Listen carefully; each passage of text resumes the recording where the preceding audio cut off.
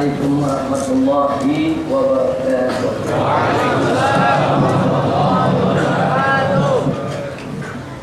Bismillah walhamdulillah wala hawla wala quwwata illa billah. Ashhadu an la ilaha illallah wahdahu la syarika lah wa ashhadu anna sayyidana Muhammadan abduhu wa rasuluhu la nabiyya ba'dah. Allahumma salli wa sallim wa barik ala sayyidina wa habibina wa syafi'ina wa maulana nabiyyina Muhammadin wa ala alihi al-tahirin al-tayyibin wa ashabihi al-ghurril mayamin wa man tabi'ahum bi ihsanin ila yaumiddin. Allahumma anfa'na bima 'allamtana wa 'allimna ma yanfa'una. Allahumma zidna 'ilma warzuqna fahma wa atina hikmah. Allahumma barik lana fi majlisina hadha bi rahmatika ya arhamar rahimin. Walhamdulillahi rabbil alamin. Taqabbalallahu minna wa minkum wa taqabbal ya karim. Kepada segenap kaum muslimin dan muslimat yang menghadiri majelis taklim rutin bulanan di Markas Syariat Petamburan ini, maupun yang sedang mendengarkan siaran langsung dari Radio Silaturrahim, kita sama berharap mudah-mudahan kumpulnya kita pada pagi hari yang penuh kebahagiaan ini akan menjadi penyebab turunnya rahmat dan barakah. Kita mulai pelajaran kita. Tema utama kita adalah tafsir nas-sifat menurut salaf dan khalaf dari kalangan ahlus sunnah wal jamaah, di mana ada 3 tema yang sebagian sudah kita bahas pada pengajian-pengajian yang lalu. Yang pertama menyangkut pertanyaan manis salaf, siapa salaf? Kedua, hal ikhtalafa salafu fil aqidah, apakah salaf itu berbeda dalam akidah? Yang ketiga, hal qamat salaf fi ta'wil sifat, apakah salaf itu melakukan pentakwilan terhadap nas-nas sifat baik dalam Al-Quran maupun hadis. Saudara, kita mulai pelajaran kita. Jadi pada pengajian 2 bulan lalu kita sudah menjawab pertanyaan pertama, manis salaf, siapa salaf? Yang dimaksud salaf adalah generasi ulama sholihin pada periode dari tahun 1 sampai dengan 300-an Hijriah, yang terdiri dari generasi sahabat, tabi'in dan tabi'in. Sedangkan yang dimaksud khalaf adalah generasi ulama sholihin dalam periode setelah masa salaf. Nah, dari kalangan khalaf ini ada mutaqaddimin, ada mutaakhirin, dan ada muasirin. Tentunya kita tidak bahas lagi karena sudah kita bahas dalam panjang lebar. Untuk pertanyaan kedua juga sudah kita selesaikan. Hal ikhtalafa salafu fil aqidah, apakah salaf itu berbeda dalam akidah? Hasil dari kesimpulan pelajaran kita pada bulan yang lalu, salaf maupun khalaf tidak berbeda dalam usul din, baik akidah, syariah maupun akhlak. Yang menyangkut usul din, mereka tidak berbeda. Salaf maupun khalaf ada perbedaan dalam furu'ud din, baik akidah, syariat maupun akhlak. Jadi salaf maupun khalaf dalam usuluddin mereka tidak berbeda, tapi dalam furu'uddin mereka bisa berbeda, baik dalam persoalan akidah, syariat maupun akhlak. Sehingga kesimpulan dari pertanyaan tadi, jawabannya adalah salaf maupun khalaf bisa berbeda dalam akidah, namun terbatas dalam furu'nya bukan usulnya. Nah, ini juga sudah selesai kita bahas. Sekarang kita masuk untuk menjawab pertanyaan yang ketiga. Hal qama salafu fi ta'wil sifat? Apakah para ulama salaf itu mentakwilkan nas-nas sifat, baik nas sifat yang ada dalam Al-Quran maupun hadis? Maka jawabnya adalah jumhur salaf, mayoritas salaf melakukan tafwid. Apa itu tafwid? At-tasdiqu bin nusus wa tafwidul makna wal kaif ila Allah subhanahu wa ta'ala. Jadi yang dimaksud tafwid adalah at-tasdiqu bin nusus, kita membenarkan, menerima sepenuhnya apa-apa yang termaktub di dalam Al-Quran maupun hadis yang menyangkut sifat-sifat Allah. Tapi wa tafwidul makna, menyerahkan makna, wal kaif, dan menyerahkan kebagaimanaan, maksudnya kaifiyahnya kita serahkan kepada Allah subhanahu wa ta'ala. Itu disebut tafwid. Contoh, ada nas menyatakan yadullah fauqa aydihim,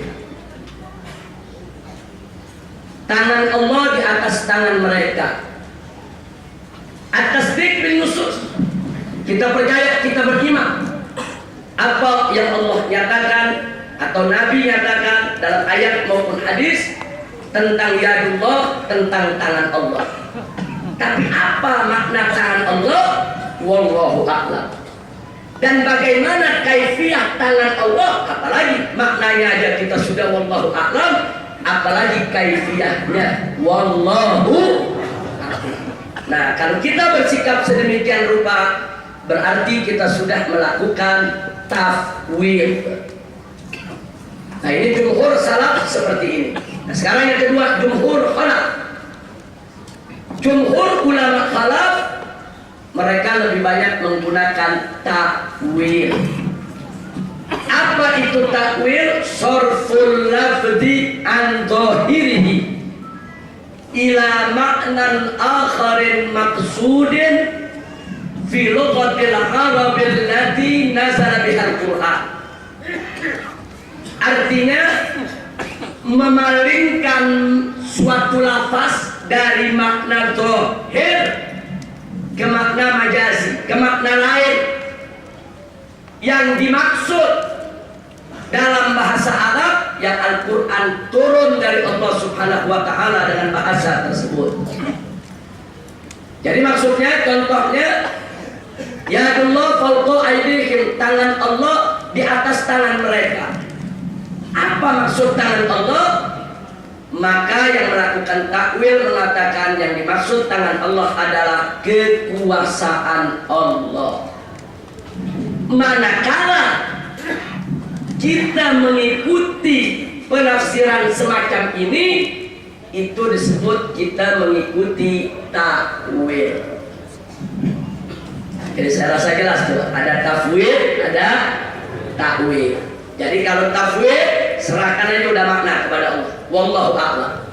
Kalau takwil, kita masih memberi makna, tapi memberi makna yang makul, memberikan makna yang masuk di akal dan yang tidak merendahkan daripada sifat Allah. Nah, baik tafwid maupun takwil indal ulama wajib ma'at tanzih, wajib tetap mensucikan Allah dari segala sifat yang tercela, sifat yang layali, yang tidak sesuai dengan kemuliaan dan keagungan Allah. Nah, sekarang mari kita perhatikan. Ahlan wa sahlan. Fadhal Habib. Ahlan wa sahlan.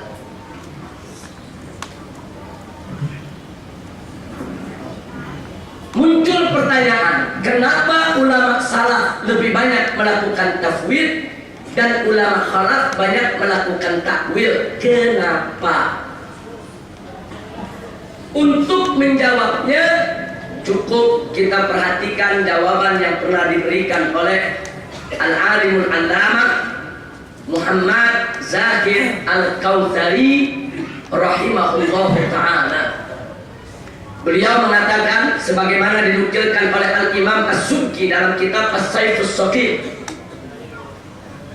Al-Imam Muhammad Zahid Al-Kautsari mengatakan wal hasil anna tafwid ma'a tanzih madhhab jumhur salaf lintifa'i darurati fi ahdihim wa ta'wil ma'a tanzih madhhab jumhur al-khalaf haitsu anna lahum daruratu ta'wil likathrati sa'ina fil idlal fi zamanihim wa laysa bainal fariqaini khilafun haqiqiyyun li'anna kilayhima munazzihun wa min ahlil ilmi. Jadi beliau mengatakan kesimpulannya, anna tafwid, sesungguhnya tafwid ma'at tanzih, dengan tetap mensucikan Allah dari sifat yang tercela, adalah madhab jumhur salaf, merupakan madhab mayoritas salaf.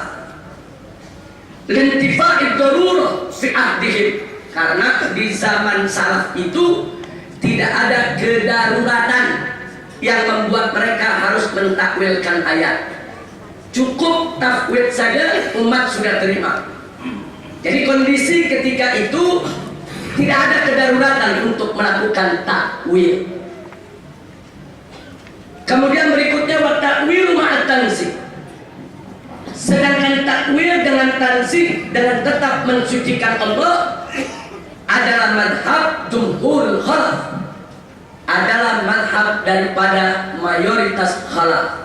Kenapa? Haitsu anna lahum darurat takwil, karena di zaman mereka ada kedaruratan untuk melakukan takwil.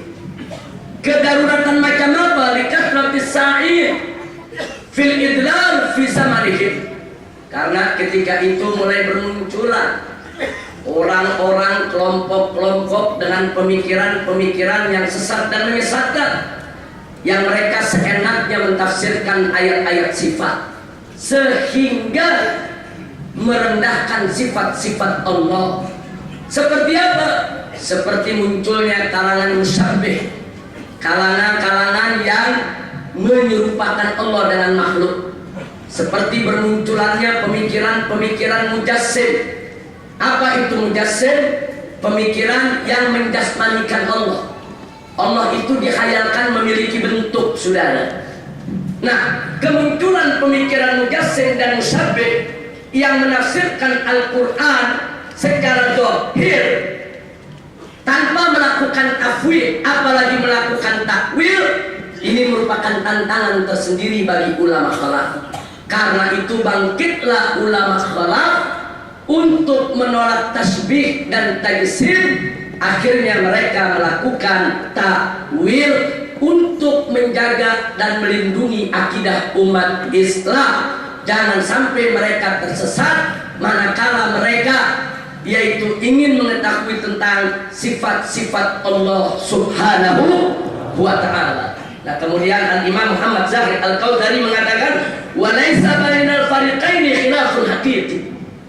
Di antara dua metode ini, dua kelompok ini, di antara ashabut takwil dan ashabut tafwid, sebetulnya tidak ada perbedaan yang hakiki.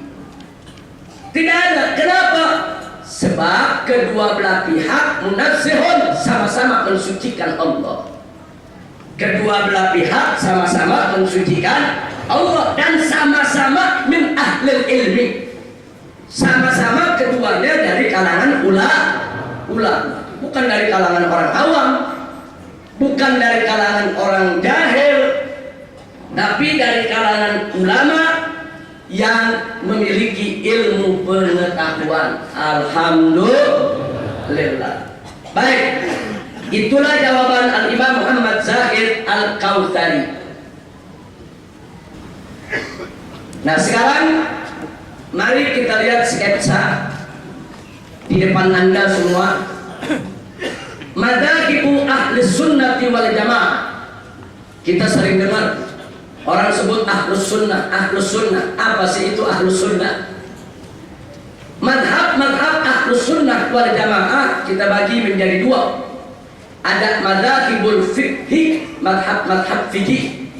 Ada madzahibul akidah, ada madhab akidah. Nah, madzahibul fiqhi ada 4 madhab yang masyhur, yang sampai hari ini masih sangat banyak pengikutnya. Yang pertama adalah Hanafi, yaitu madhab daripada Al-Imam Abu Hanifah. Dan yang kedua adalah Al-Maliki, ini madhab Al-Imam Malik ibn Anas. Kemudian yang ketiga adalah madhab Al-Imam Asy-Syafi'i, ini madhab Abu Abdullah Muhammad bin Idris Asy-Syafi'i. Dan yang keempat adalah madhab Hambali, yaitu madhab Al-Imam Ahmad ibn Hanbal Asy-Syaibani. Nah secara fikih kalau kita dengar madhab Hanafi, Maliki, Syafi'i, Hambali, inilah yang disebut madhab fikih ahli sunnah wal jamaah. Nah kemudian ulama-ulama madhab Hanafi merumuskan akidah imamnya. Bagaimana sih rumusan akidah daripada Imam Abu Hanifah? Nah mereka merumuskan akidah daripada sang imam. Kemudian lahirlah seorang imam besar dari madhab Hanafi yang disebut Imam Abu Mansur Al-Maturidi. Nah Abu Mansur Al-Maturidi merangkumkan akidah imamnya. Nah setelah dirangkumkan, akhirnya nama akidah tersebut saudara dinisbahkan kepada yang merangkumkan, maka disebutlah akidah Maturidiyah. Tapi kata Abu Mansur Al-Maturidi radhiyallahu taala anhu tidak pernah membangun mazhab akidah, tidak. Dia hanya merumuskan akidah imam salafnya, yaitu Imam Abu Hanifah. Tapi karena dia yang merangkumkan, maka dikenal dengan namanya Al-Maturidiyah. Nah, sebab kadang-kadang ada kelompok yang suka protes, nah itu Maturidiyah nggak ikut Abu Hanifah. Nah buktinya namanya Maturidiyah, bukan Hanafiyah. Kalau ikut Abu Hanifah, Hanafiyah. Nah ini kalau ada yang bicara semacam itu, dia tidak ngerti sejarah. Jadi Al-Imam Abu Mansur Al-Maturidi itu pengikut daripada Imam Abu Hanifah, bermadhab fikih Maliki, merumuskan akidah Imam Abu Hanifah bermadhab Hanafi, merumuskan akidah Imam Abu Hanifah. Karena dia yang merumuskan, maka dikenallah rumusannya dengan nama Maturidiyah. Nah karena itu sampai hari ini ulama-ulama madhab Hanafi itu akidahnya banyak ikut Abu Mansur Al-Maturidi. Nah sekarang yang kedua Al-Maliki, dan yang ketiga Asy-Syafi'i. Imam Malik dan Imam Syafi'i dalam persoalan akidah memiliki metode yang sama. Nggak usah kaget kalau sama, karena Imam Syafi'i memang murid Imam Malik. Dalam fikih banyak berbeda, tapi dalam akidah mereka sama, saudara. Nah kemudian lahirlah ulama-ulama mazhab Imam Malik dan mazhab Imam Syafi'i mencoba untuk merangkumkan akidah kedua imam ini, saudara. Dari sana muncul seorang imam besar, Al-Imam Abul Hasan Al-Asy'ari. Ini cucu dari sahabat Nabi, keturunan dari sahabat Nabi yang bernama Abu Musa Al-Asy'ari radhiyallahu ta'ala anhu. Nah, Al-Imam Abul Hasan Al-Asy'ari merumuskan akidah Imam Malik dan akidah Imam Syafi'i. Karena dia yang merumuskan, merangkum daripada pendapat Imam Malik dan Imam Syafi'i, maka rangkumannya disebut dengan sebutan Thariqah Asy'ariyah. Nah, di sini juga untuk mengingatkan, karena ada yang protes, oh mazhab Syafi'i itu nggak ikut Asy'ari. Bohong, karena Imam Syafi'i kan lahir lebih dulu daripada Asy'ari. Mana mungkin Imam Syafi'i itu ikut Asy'ari? Betul, Imam Syafi'i memang lahir lebih dulu daripada Asy'ari. Tapi jangan lupa Abul Hasan al-Asy'ari yang menyusun merumuskan akidah Imam Syafi'i. Jadi akidah Imam Syafi'i ya akidah Asy'ari, akidah Asy'ari ya akidah Imam Syafi'i. Tapi kenapa disebut Asy'ariyah bukan Syafi'iyah? Karena beliau yang merangkum dan merumuskannya. Nah, ini yang perlu kita tahu. Karena Imam Syafi'i, saudara nggak membuat rumusan khusus, kitab khusus tentang akidah, tidak ada. Yang mengumpulkan pendapat-pendapat Syafi'i tentang akidah adalah Imam Abul Hasan al-Asy'ari. Nah, karenanya mazhab Imam Malik dan Syafi'i para ulamanya merata, mereka ikut akidah Asy'ariyah. Kemudian yang keempat, Al-Imam Ahmad ibn Hanbal, ulama-ulama mereka menjaga betul rumusan rangkuman daripada akidah Imam Ahmad. Tapi karena di sini tidak ada yang menonjol dari murid-murid Imam Ahmad yang merumuskan akidah Imam Ahmad, saudara, akhirnya akidah ini disebut al-aqidah al-athariyah. Kenapa disebut athariyah? Karena mereka mengikuti thariqah ahlil athar. Mereka mengikuti thariqah yang disebut thariqah ahlil athar. Makanya disebut athariyah. Ala kulli hal, baik Maturidiyah, Asy'ariyah maupun athariyah disepakati oleh ulama-ulama salaf kita, ketiganya adalah madhab salaf, ketiganya adalah madhab ahli sunnah wal jamaah. Jadi salah besar kalau nanti ada kelompok Maturidiyah merasa dirinya saja yang ahli sunnah.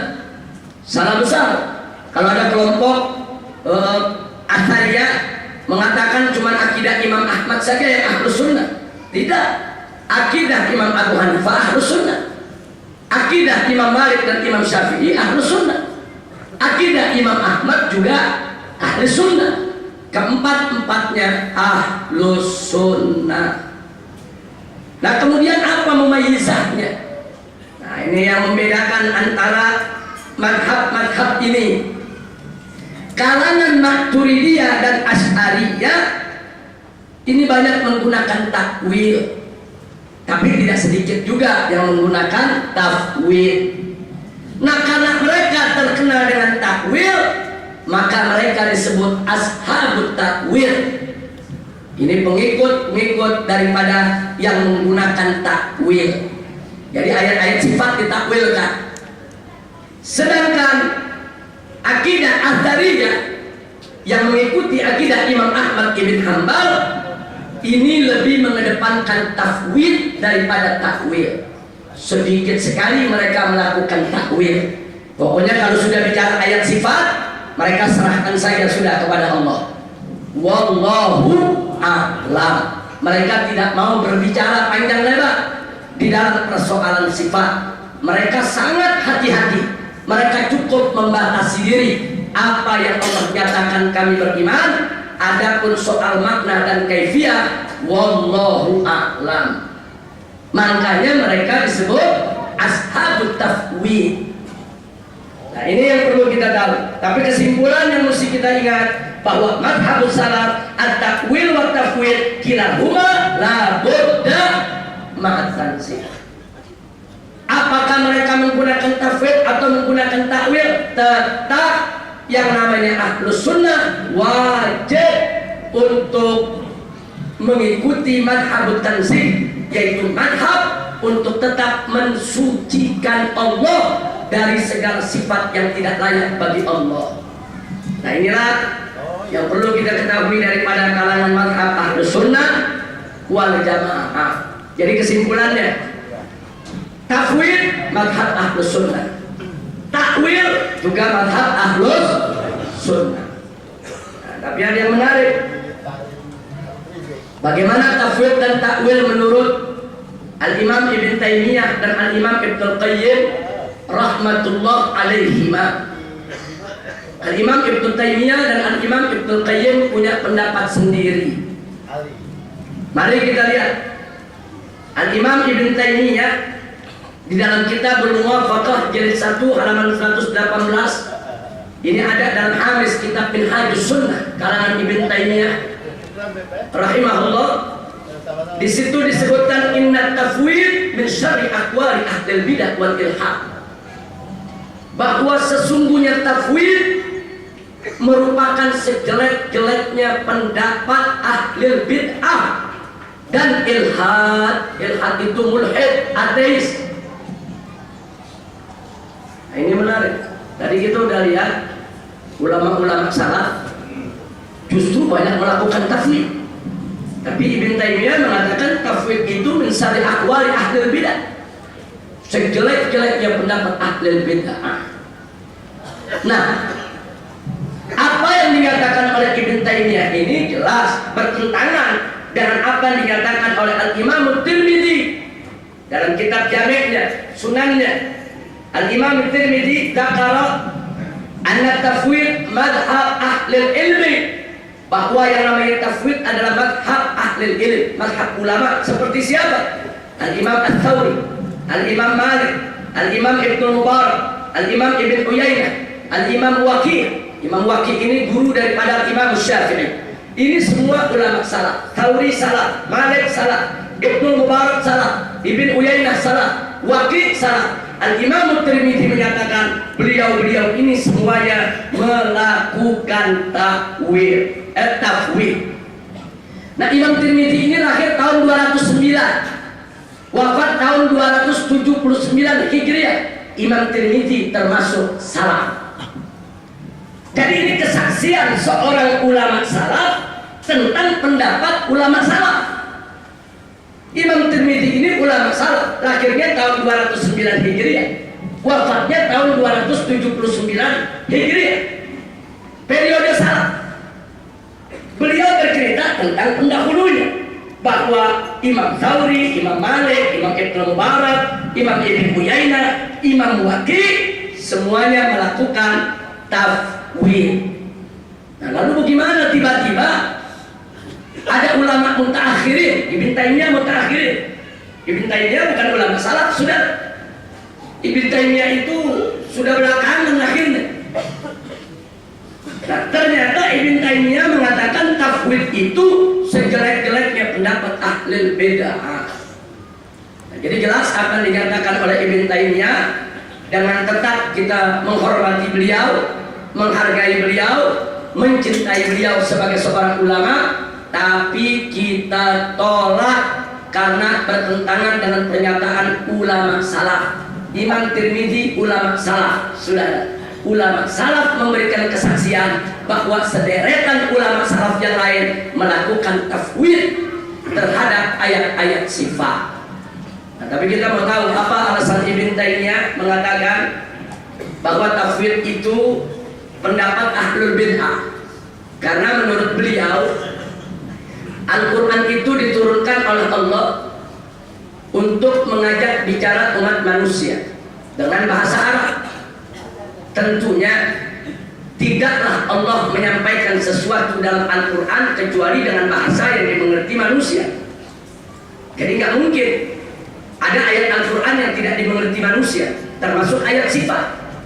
Nah, karena ayat sifat itu Allah menyampaikan kepada manusia untuk dimengerti oleh manusia, kenapa mesti kita serahkan makna kepada Allah? Jadi kalau mengatakan udah maknanya wallahu a'lam, serahkan saja kepada Allah, maka menurut Ibn Taimiyah itu suatu bid'ah dalam agama. Allah sudah berfirman kepada kita tentunya dengan bahasa yang kita paham. Nah, kalau kita disuruh pahami, berupaya untuk paham, ya jangan kita serahkan makna kepada Allah. Nah, ini saudara pendapat Ibn Taimiyah. Kenapa beliau mengatakan tafwid itu bukan madhab salaf? Nah, baik, kita tidak ingin berpanjang lebar soal itu dulu, saudara. Nanti akan terjawab begitu proses kita menyampaikan semuanya.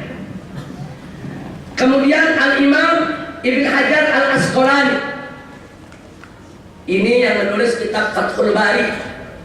Di dalam kitab Fathul Bari juz 13 dari halaman 383 sampai 390.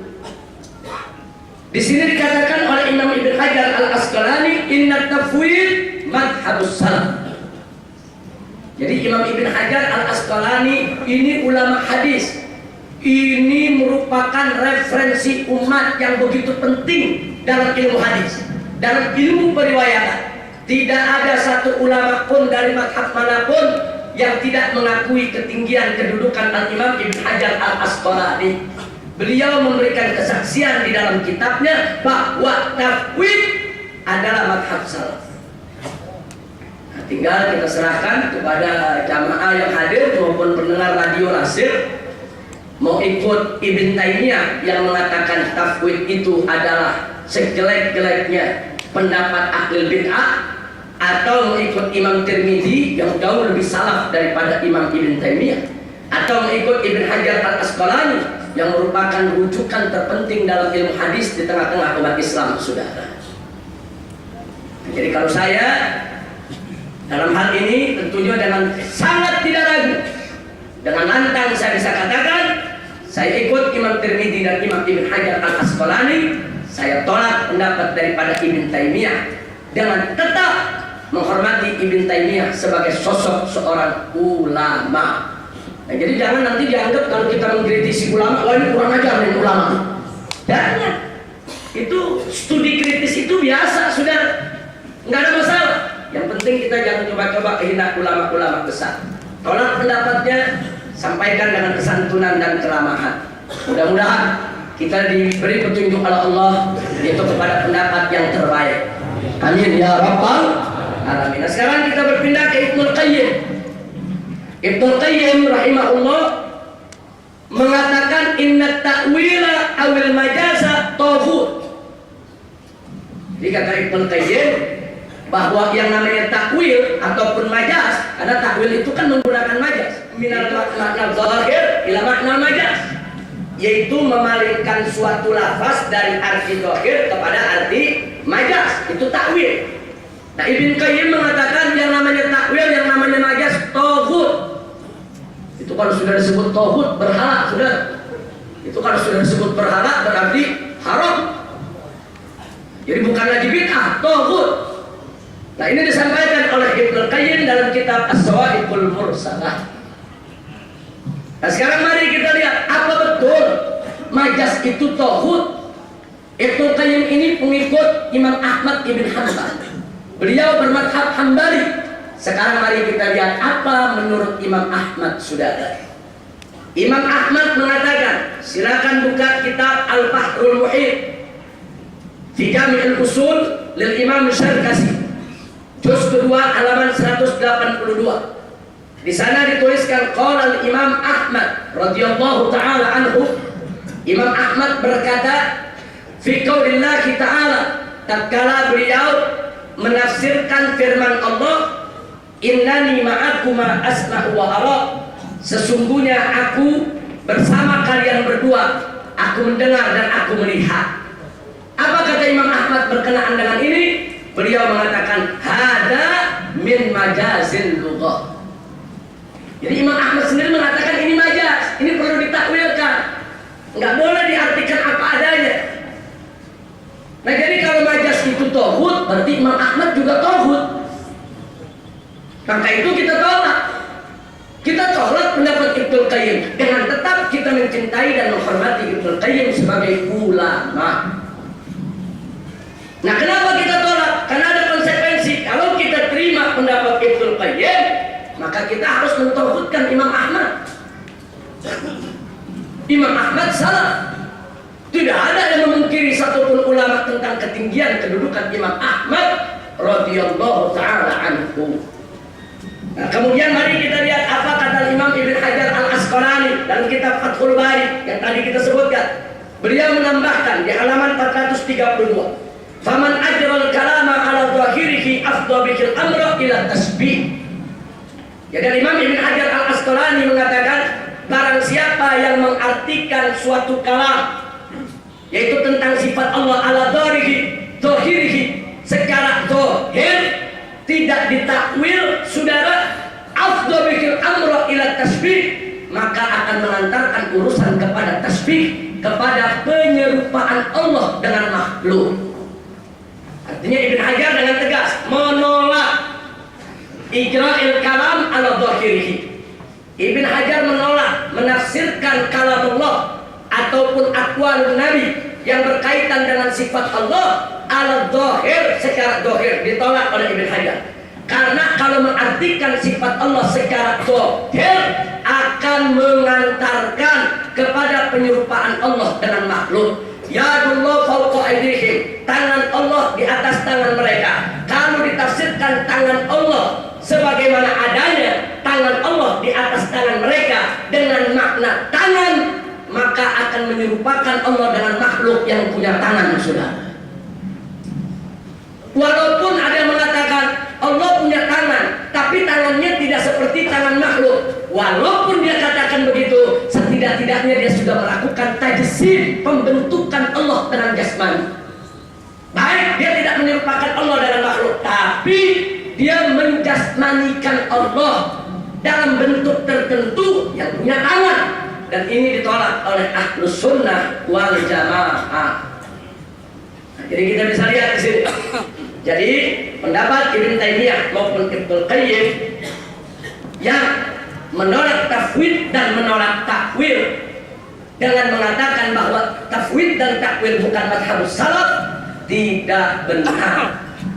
Justru para ulama-ulama pendahulu dengan tegas menyatakan tafwid dan takwil adalah mazhab salaf. Nah, jadi masing-masing semua mengklaim salaf, ini saudara. Kata Ibn Taimiyah, Ibnu Qayyim mengatakan mazhabnya mazhab salaf. Nah, tapi kita sudah pelajari tadi pernyataan ulama-ulama salaf ternyata tidak seperti yang beliau berdua menyatakan. Baik, sekarang mari kita lihat dalil tafwid dan takwil. Dalam Al-Quran Allah berfirman, wa ma kana rabbuka nasiya. Tidaklah sekali-kali Tuhanmu itu punya sifat lupa. Enggak ada. Allah itu tidak punya sifat lupa. Allah itu tidak pelupa. Dan Allah tidak akan pernah lupa. Ini Allah yang menyatakan dalam surat Maryam ayat 64. Tapi begitu kita lihat surat Al-A'raf ayat 51, Allah menyatakan falyauma nansahum. Hari ini kami lupakan mereka, kata Allah. Kemudian dalam surat At-Taubah ayat 68 Allah menyatakan nasullaha fanasiyahum. Mereka lupa kepada Allah, Allah lupa kepada mereka. Mereka melupakan Allah, Allah melupakan mereka. Dan dalam surat Sajdah ayat 14 Allah menyatakan inna nasinakum. Sesungguhnya kami melupakan mereka, lupa kepada mereka. Saudara, ini kalau diartikan apa adanya, ini ayat bertentangan. Ini 3 ayat yang kita tulis ini, Al-A'raf 51 atau 68 dengan As-Sajdah 14 bertentangan dengan surat Maryam ayat 64. Jadi kalau kita artikan apa adanya, karena Allah mengatakan falyauma nansahum, hari ini kami lupakan mereka, kami lupa kepada mereka, ya berarti Allah punya sifat lupa. Walaupun kita katakan tapi lupanya Allah tidak seperti lupanya kita, dia tetap lupa. Yang namanya lupa ya lupa, saudara. Itu sifat yang tidak layak bagi Allah. Makanya di sini kita tuliskan la yajuzu itsbatu sifatin nisyan lillahi ta'ala wa in warada lafdun nisyan fil Qur'an. Tidak mungkin, tidak boleh mengisbatkan sifat lupa kepada Allah walaupun kata lupa itu disebut dalam Al-Quran. Tidak boleh. Nah, dalam situasi seperti ini tidak ada jalan keluar kecuali satu daripada dua. Walidzalika mithlu hadzal lafaz, karenanya seperti lafaz macam ini yahtaju ila tafwid aw takwil, membutuhkan bukan tafwid atau takwil. Nggak ada jalan lain. Jalan lain tidak ada. Kita mau pakai tafwid, ya udah serahkan aja sama Allah maknanya. Fal yauma nansahum, hari ini kami lupakan mereka, itu firman Allah. Lalu apa sikap kita? Kami beriman dengan apa yang Allah nyatakan. Lalu maknanya wallahu a'lam. Kaifiyahnya wallahu a'lam. Itu tafwid. Nggak usah masuk jauh-jauh ke dalam. Itu jalan pertama. Atau jalan kedua, takwil. Maksudnya apa? Kami lupakan mereka. Oh, maksudnya Allah tidak peduli kepada mereka. Allah tidak merahmati mereka. Itu namanya takwil. Begitu Anda ditanya, apa maksud fal yauma nansahum? Hari ini kami lupakan mereka. Oh, maksudnya bukan Allah punya sifat lupa. Allah nggak lupa, cuma Allah tidak peduli kepada mereka. Allah tinggalkan mereka. Allah tidak merahmati mereka. Begitu Anda bicara semacam itu, berarti kita sudah takwil. Jadi nggak ada jalan untuk ayat macam ini. Imma tafwid, imma takwil. Dan dalam takwil pun nggak boleh kita pakai logika, mesti ikut ulama salaf. Jadi mentang-mentang takwil boleh, tahu-tahu kita mentakwilkan seenaknya. Enggak, takwil pun harus pakai dalil, saudara. Nah, ini yang maksud takwil. Lalu kalau Anda mengatakan, oh kita nggak tahu nih takwil ulama. Kalau Anda tidak tahu takwil ulama, angkat tafwid, jawab wallahu a'lam, selesai. Jadi memang kalau tafwid ini paling enak buat orang awam, saudara. Wallahu a'lam, selesai. Madhab wallahu a'lam, aman, aman, saudara. Tapi kalaupun kita harus takwil, nggak boleh sembarangan mentakwil tanpa petunjuk ulama, harus ada dalil. Nah, inilah yang perlu kita ketahui, saudara. Nah, kenapa kita katakan macam ayat yang di atas? Maryam 64 itu udah nggak perlu ditakwil. Wa kana rabbuka wa ma kana rabbuka nasiya. Allah itu tidak lupa, Allah tidak punya sifat lupa, titik. Itu jelas, saudara. Itu muhkam, itu ayat. Allah tidak punya sifat lupa, titik. Lalu bagaimana Al-A'raf 51 atau 68 As-Sajdah 14 yang menyebutkan ada sifat lupa yang dinisbahkan kepada Allah? Serahkan saja makna dan kaifiyahnya kepada Allah, atau takwilkan yang dimaksud lupa di situ. Allah tidak peduli kepada mereka, Allah tinggalkan mereka, Allah tidak merahmati mereka, sudah. Kalau itu kita lakukan berarti kita sudah melakukan takwil. Nah, kalau kita takwil nggak mau, tafwid nggak mau, lalu ini ayat mau diapain? Nggak ada jawaban. Kalau dia katakan enggak, ayat ini udah kita nggak usah bicarakan, serahkan saja kepada Allah, yaitu tafwid namanya. Nah, kalau ada mengatakan enggak, udahlah ini daripada pusing, udah maksudnya Allah lupakan, ya Allah nggak peduli, yaitu takwil namanya. Nah, sekarang saya mau tanya, kalau tafwid nggak boleh, takwil nggak boleh, ini mau diapakan? Jadi nggak betul. Jadi kalau tadi dikatakan oleh Ibn Taimiyah, Allah itu berfirman kepada manusia dengan bahasa yang mereka pahami, betul. Bagaimana cara memahaminya? Takwil. Tanpa takwil kita nggak paham, saudara. Nah, itu jawaban buat apa yang Ibn Taimiyah tadi katakan. Kan Allah berfirman kepada manusia dengan bahasa yang manusia paham. Betul, kita tidak tolak. Justru supaya kita paham, kita takwilin. Justru kalau nggak ditakwilin, nggak ditafwid, kita nggak paham. Jadi ini yang perlu kita ketahui, saudara. Nah, mari, mana dalil tafwid dan takwil dari hadis Nabi? Mari kita lihat sabda Nabi yang diriwayatkan oleh Imam Abdul Razzaq, Al-Imam Ahmad, Al-Imam Ibn Majah, dan Al-Imam Al-Baghawi, di mana dikatakan bahwa Nabi sallallahu alaihi wasallam, innama halaka man kana qablakum bihadza darabu kitaballahi ba'dahu ba'dha wa innama nazala kitabullah azza wa jalla yusaddiqu ba'dahu ba'dha fala tuqaddimu ba'dahu bi ba'din fama 'alimtum minhu faquluhu wa ma jahiltum faqiluhu ila 'alimih. Sadaqa Nabi sallallahu alaihi wasallam. Jadi kata Nabi apa? Innama halaka man kana qablakum, dulu umat sebelum kamu binasa gara-gara persoalan seperti ini. Seperti apa? Darabu kitabullah ba'dahu ba'dha, yaitu kitab suci Allah, firman Allah diadu satu sama lainnya, sudah. Kayak seperti di atas. Itu kan ayat bertentangan sekarang gokil. Diadu sama dia. Sudah. Nah kemudian wa inna manazala kitabullah, sesungguhnya kitab Allah itu diturunkan yusaddiqu ba'duhu ba'dha. Enggak ada ayat Al-Qur'an yang bertentangan, justru yang sebagiannya membenarkan bagian yang lainnya.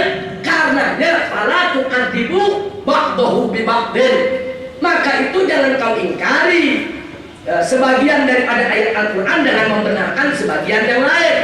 Oh surat Maryam kita terima, surat Al-A'raf At-Taubah As-Sajdah kita buang, nggak boleh. Oh surat Al-A'raf Taubah Sajdah kita terima, surat Maryam kita abaikan, nggak boleh. Oh kalau begitu memangnya Al-Quran ada bertentangan, nggak boleh juga. Jadi ini harus diluruskan. Kenapa akhirnya bisa bertentangan? Maka cara meluruskannya hanya ada dua jalan, tafwid atau takwil. Itulah karenanya Nabi mengatakan, "Fama alimtum minhu faquluhu." Apa yang kamu tahu, apa yang kamu paham, apa yang kamu mesti ucapkan, itu takwil. Ini adalah takwil. Kemudian Nabi mengatakan, "Wa ma jahiltum," dan apa-apa yang kamu tidak tahu, tidak ngerti, tidak paham, fakiluhu ila alimih, serahkan saja kepada yang mengetahuinya. Ini dalil tafwid. Nah, jadi ini hadis ternyata saudara bisa dipahami bahwa Nabi yang ngajarin. Kalau dapat ayat-ayat yang berbeda, ayat-ayat yang akhirnya kontradiksi, jangan diadu, karena mustahil ada kontradiksi di dalam Al-Qur'anul Karim. Nggak mungkin. Tapi kalau akhirnya memang berbeda satu sama lainnya, maka periksa, takwilkan kalau bisa ditakwil. Kalau nggak bisa ditakwil, serahkan saja kepada Allah. Berarti takwil dan tafwid merupakan madhab salaf atas petunjuk Nabi kita Sayyiduna Muhammad sallallahu alaihi wasallam. Atau kita lihat dalil yang lain. Sudah ada hadis Nabi dalam Sahih Muslim yang berbunyi, pada saat Nabi alaihi salatu wassalam mengatakan, Allah Ta'ala qala, "Ya ibna Adam, maridtu falam ta'udni." Qala, "Ya Rabbi, kaifa a'uduka wa anta rabbul alamin?" Qala, "Amma 'alimta anna 'abdi fulanan marida falam ta'udhu? Amma 'alimta annaka law qultahu lawajadtani 'indah?" Jadi dalam hadis ini Nabi mengatakan bahwasanya Allah berfirman kepada hambanya, "Ya ibna Adam, anak Adam, cucu Adam, maridtu, aku sakit, falam ta'udni, tapi kau tidak besuk aku." Allah sakit. Apa boleh kita bilang Allah sakit? Tapi Allah di sini mengatakan, Allah yang mengatakan Allah sakit. Enggak boleh kita kata iya Allah sakit, tapi sakitnya tidak seperti sakit kita. Ya tetap sakit namanya. Enggak boleh, haram kita mengatakan Allah sakit, saudara. Nah, lalu di sini sang hamba bertanya, "Ya Rabb, wahai Tuhanku, kaifa a'uduka, bagaimana aku besuk kamu? Bagaimana aku besuk engkau ya Allah? Wa anta rabbul alamin, engkau adalah Tuhan semesta alam." Apa jawab Allah? "Amma alimta, kau kan tahu, anak abdi fulanan marda, aku punya hamba yang bernama fulan sakit, falam ta'udhu, tapi kau enggak besuk dia. Amma alimta, kau kan juga tahu, anak kalau tahu, kalau kau besuk dia, lawajatani indah, niscaya kau akan dapatkan aku di sisinya." Nah, dari sini kita tahu yang sakit bukan Allah, yang sakit hambanya, bukan Allah yang sakit. Jadi ini hadis menjelaskan kenapa Allah mengatakan aku sakit. Allah sendiri, saudara, menggunakan majaz. Dalam hadis qudsi ini yang Nabi menyampaikan kepada kita tentang firman Allah, ternyata dalam firman Allah ini ada majaz. Allah mengatakan aku sakit, padahal bukan Allah yang sakit hambanya. Itu namanya majaz. Orang Indonesia bilang bahasa kiasan, bukan bahasa hakiki. Nah, jadi terbukti dalam hadis ternyata ada majaz. Nah kemudian saudara, Allah sendiri mengartikan majaznya itu dalam firman-Nya ini menurut Nabi. Apa? Anak kalau qultahu, kalau engkau besuk dia, la wajadtani indah, kau akan dapatkan aku di sisinya. Itu yang Allah kasih tahu. Apa yang dimaksud sakit? Maksudnya hamba yang sakit. Apa yang dimaksud membesuk Allah? maksudnya membesuk hambanya yang sakit. Jadi dalam firman ini, saudara, hadis ini menggunakan majas sekaligus mentakwilkan majas itu sendiri. Nah, ini dalil ulama kenapa takwil dan tafwid itu dibolehkan, saudara. Nah, kemudian qala Imam Nawawi radhiyallahu taala anhu, Imam Nawawi mengatakan dalam kitab Syarah Sahih Muslim juz 16 halaman 126, qala ulama, kata Imam Nawawi, para ulama berkata, innama adafal maradu ilaihi subhanahu wa ta'ala wal muradu abd. Jadi sesungguhnya penisbahan daripada sakit itu, al-marad, sifat sakit itu kepada Allah, wal muradul abd, sebetulnya yang dimaksudkan adalah hambanya yang sakit, bukan Allah yang sakit. Kenapa? Tasrifan lil abdi, di mana Allah memuliakan sang hamba, wa takriban lahu, dan mendekatkan daripada yaitu kedudukan si hamba kepadanya. Nah, kemudian wa qalu, para ulama itu berkata, kata Imam Nawawi, wa makna wajadtani indah, yang dimaksud daripada wajadtani indah, engkau akan dapatkan aku di sisinya, yaitu wajadta thawabi wa karamati, engkau akan dapatkan ganjaranku dan kemuliaanku. Berarti para ulama mentakwilkan hadis yang tadi kita bacakan, walhamdulillah. Nah, sekarang untuk tafwid, sebelum kita masuk ke contoh-contoh. Qala Tirmidzi ba'da dzikri asma'i ahli tafwid min as-salaf. Imam Tirmidzi dalam kitab Jami'ut Tirmidzi juz keempat halaman 692 setelah menyebutkan nama-nama ulama salaf dari kalangan ahli tafwid, beliau mengatakan annahum rawu hadhil asya' thumma qalu turwi hadhil ahadits wa nu'minu biha wa la yuqalu kaif. Jadi Imam Tirmidzi mengatakan ulama-ulama salaf dulu kalau sudah meriwayatkan hal-hal semacam ini, dia riwayatkan apa adanya, lalu apa mereka bilang? Nu'minu biha, kami beriman kepadanya, wa la yuqalu kaif, dan jangan disebut tentang kaifiyah. Selesai. Ini mazhab salaf. La kaif wala makna, sudah ada. Nah, kemudian qala Imam Ahmad radhiyallahu ta'ala anhu fi ahadits sifat. Imam Ahmad mengatakan tentang hadis-hadis sifat, apa kata beliau? Nu'minu biha wa nusaddiqu biha wala kaif wala makna. Kata Imam Ahmad, aku beriman dengan hadis-hadis sifat, aku benarkan apa yang ada di hadis sifat, tapi wala kaif, tidak ada kaifiyah, wala makna, dan tidak ada makna. Artinya bila tafsir, ini namanya tafwid, serahkan aja maknanya kepada Allah. Nah, jadi ini merupakan bukti-bukti bagaimana ulama salaf melakukan tafwid. Nah, berikutnya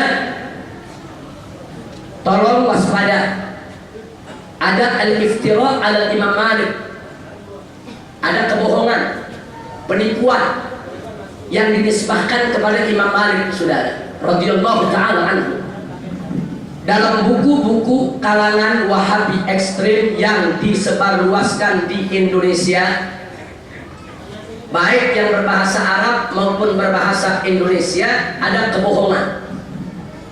Di sana dituliskan bahwa Imam Malik berkata, al-istiwa ma'lumun wal kaif majhulun wa su'alu anhu bid'atun. Hadza iftira. Bohong. Imam Malik gak pernah mengatakan ini, saudara.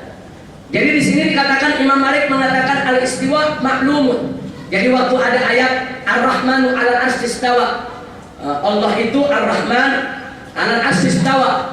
Nah, apa yang dimaksud istawa di sini?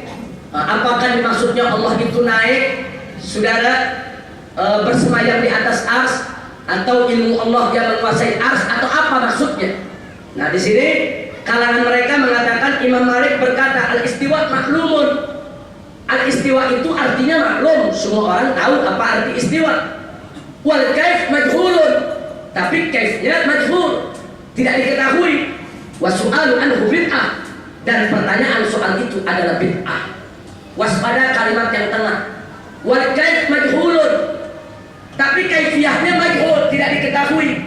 Berarti andai kata Imam Malik mengatakan ini, Imam Malik mengakui ada kaifiyah, cuma nggak tahu kaifiyahnya. Ini nggak boleh. Imam Malik nggak pernah mengatakan begini, saudara. Lalu perkataan Imam Malik yang sebenarnya, mari kita baca di bawahnya. Ini ucapan Imam Malik yang asli. Qala Imam Malik radhiyallahu taala anhu, al-istiwa ghairu majhul, kata Imam Malik. Wal kaif ghairu ma'qul. Jadi kata Imam Malik, al-istiwa ghairu majhul, yaitu arti istiwa tidak majhul. Wal kaif ghairu ma'qul, tapi kaifiyah buat Allah tidak masuk di akal. Jadi Imam Malik nggak pernah mengatakan wal kaif majhulun. Itu penipuan. Imam Malik mengatakan wal kaifu ghair ma'qul. Beda artinya. Kalau wal kaif majhulun, kaifiyah itu tidak diketahui. Berarti ada kaifiyah, cuma kita tidak tahu. Tapi kalau wal kaif ghair ma'qul, kaif itu tidak masuk di akal. Berarti akal kita nggak sampai kalau bicara soal kaif Allah, sudah. Nah, jadi inilah ucapan Imam Malik yang sebenarnya. Kemudian apa dikatakan oleh Imam Malik? Wala yuqalu anhu kaifun wa kaifun anhu marfu. Tidak boleh disebut tentang Allah itu kaif. Bagaimana? Nggak boleh. Wal kaif anhu marfu. Kaifiyah tentang Allah marfu, diangkat, tidak masuk di akal, nggak boleh dibicarakan. Itu pendapat Imam Malik. Ini dituliskan oleh Al-Imam Ibn Hajar Al-Asqalani dalam kitab Fathul Bari juz 13 ayat halaman 406 dan 407. Jadi dari mana ada mengatakan Imam Malik mengatakan al-istiwa maklumun wal kaif majhulun wa suhalu anhu bid'ah? Hada iftira. Ini kebohongan, penipuan.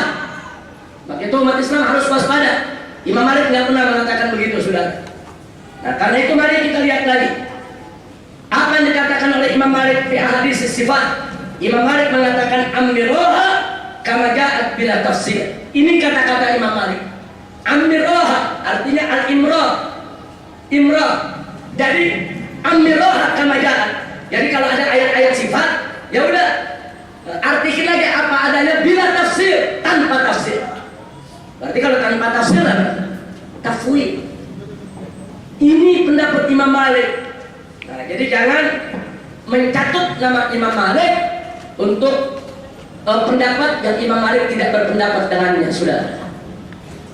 Nah baik, dengan demikian jelas bahwa kesimpulannya tafwid dan takwil adalah madhab ulama salaf kita. Alhamdulillah. Nah di sini perhatikan ke depan takwil salaf. Di dalam Al-Quran dan hadis Nabi banyak kata-kata yang dikaitkan dengan sifat Allah. Pertama, an-nisyan, lupa. As-sad, betis. Al-yad, tangan. An-nuzul, turun. Al-qadar, yaitu kaki. Al-ma'iyah, kebersamaan. Al-wad'ah, langkah. Al-maji, kedatangan. Al-muhdas, sesuatu yang baru. Khalqul ayat, menciptakan ayat. Ad-dahar, tertawa. An-nafas, diri, jiwa. Al-istiwa, al-istihza, al-khadi'ah, as-sakhriyah, dan seterusnya. Nah, kalau Anda mau tahu ini semua, nggak usah jauh-jauh baca tafsir. Unzur aqwal salaf allati dzakara al-imam salafi at-Tabari fi tafsirihi li ayat as-sifat. Cukup Anda baca tafsir Imam Tabari, cari kata-kata ini di dalam Al-Quran, pakai indeks. Di situ lihat Imam Tabari menjelaskan satu-satu seperti An-Nisyan. Imam Tabari mengatakan, ada sebagian ulama mengatakan artinya seperti ini, sebagian ulama lagi mengatakan artinya seperti itu. Saya mau tanya, Imam Tabari itu ulama salaf. Kalau Imam Tabari mengatakan ada sebagian ulama mengatakan seperti ini, sebagian ulama mengatakan seperti itu. Pertanyaan saya, ulama yang dimaksud Imam Tabari, apakah ulama yang hidup setelah wafat beliau? Kalau Imam Tabari ngomong begitu, berarti ulama yang dimaksud adalah ulama yang sesama dengan Imam Tabari atau yang hidup sebelum Imam Tabari. Imam Tabarinya sendiri ulama salaf. Jadi kalau Imam Tabari mengatakan, sebagian ulama mengatakan begini, sebagian ulama mengatakan begitu. Walaupun Imam Tabari tidak menyebut nama ulamanya, tapi bisa dipastikan yang dimaksud adalah salaf. Kenapa? Karena beliau hidup di zaman salaf. Baik ulama yang masih hidup ketika beliau hidup, maupun ulama yang sudah wafat ketika beliau hidup, sudah. Tidak mungkin, mustahil. Imam Tobari mengatakan menurut pendapat sebagian ulama yang akan datang, nggak mungkin, sudah. Jadi kalau dikatakan menurut pendapat sebagian ulama, berarti ulama yang masih hidup ketika beliau mengarang tafsir atau ulama yang sudah mendahului beliau. Berarti pendapat ulama-ulama yang disebutkan oleh Imam Tobari di dalam tafsirnya adalah ulama-ulama salaf. Jadi kalau Anda buka tafsir Tobari, Imam Tobari sebutin ada yang berpendapat A, B, C, D, saudara. Walaupun terakhir nanti Imam Tobari kasih tahu, kalau saya ikut pendapat yang ini. Nah, kita tidak bicarakan pendapat Imam Tobari dulu, tapi Imam Tobari menyebutkan aneka ragam pendapat ulama salaf yang hidup di zaman beliau atau yang telah mendahului beliau. Alhamdulillah. Jadi kitab tafsir Tobari, bukti otentik, bukti original, tafsir yang dikarang oleh ulama salaf yang sampai hari ini masih ada di tangan umat Islam, menunjukkan bahwa ulama-ulama salaf mentakwilkan ayat-ayat sifat. Alhamdulillah. Kira-kira jelas tidak? Baik. Nah, sekarang kita lihat contoh-contohnya, bagian akhir. Perhatikan contoh-contoh saja. Satu, takwil Sayyidina Abdullah ibn Abbas radhiyallahu ta'ala anhu. Saya tanya, Abdullah ibn Abbas berarti salah juga? Salah. Mari kita lihat. Satu, kata an-nisyan. Surat Al-A'raf 51 yang tadi kita baca, yang berbunyi fal yauma nansahum kama nasu liqa'a yaumihim hada. Apa kata Ibn Abbas? Kata nisyan, kata lupa dalam ayat ini artinya adalah at-tark, Allah meninggalkan mereka. Jadi awalahu bitarki. Abdullah ibn Abbas mentakwilkan ayat ini dengan tark. Jadi nisyan tidak diartikan lupa, tapi nisyan diartikan meninggalkan. Nah, itu bisa kita lihat dalam tafsir Tobari jilid kelima juz ke-8 halaman 201. Wa hada ra'yus sahabi ibn Abbas. Ini pendapat sahabat Nabi yaitu Abdullah ibn Abbas. Wa tabi'in, dan ini pendapat seorang tabi'in yang bernama Mujahid. Wa tabi'in tabi'in, dan ini pendapat seorang tabi'in yaitu Al-Imam At-Tabari. Jadi saudara bisa dilihat, ternyata nansah diartikan tar oleh Ibn Abbas, oleh Mujahid maupun oleh Tabari. Artinya sahabat, tabi'in, tiga generasi mengartikan ayat ini. An-nisyan diartikan dengan at-tarku. Baik, yang kedua as-sak itu betis.